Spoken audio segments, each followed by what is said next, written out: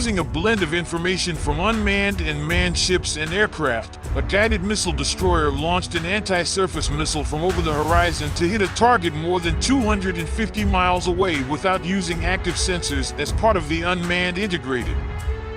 The target was equipped with a small radar reflector and a repeater that put out an electromagnetic signal. The signal from the repeater was detectable by sensors on the uncrewed aircraft and manned and unmanned surface vessels. The information was relayed to USS John Finn, DDG-113, which used the blended targeting data to fire a Standard Missile-6 to hit the target more than 200 miles away and beyond the range of its powerful radar.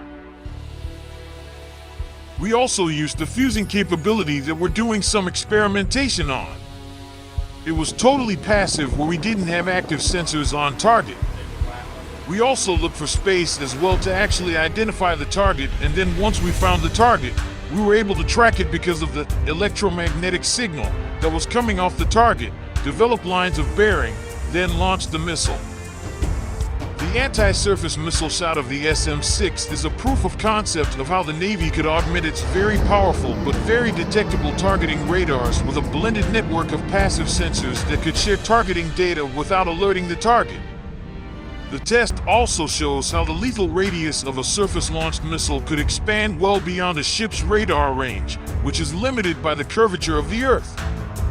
Driving much of the Navy's thinking in how it develops its future surface fleet, both manned and unmanned, is the development of Chinese anti-ship missiles that are designed to threaten U.S. surface ships in areas close to the Chinese mainland like the South China Sea.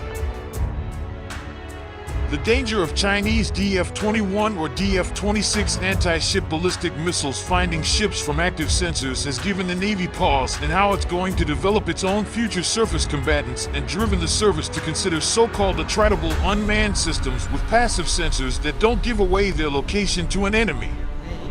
A passive multi-static sensor scheme, like the one demonstrated in the SM-3 shot, that would fuse several sources into a single targeting solution would better protect the surface fleet from threats like anti-ship ballistic missiles than using a single ship with a powerful active sensor. The SM-3 shot was one of 3 vignettes in the battle problem that was the Navy's largest exercise to date blending manned and unmanned. Other scenarios included using unmanned systems for anti-submarine warfare and information surveillance and reconnaissance.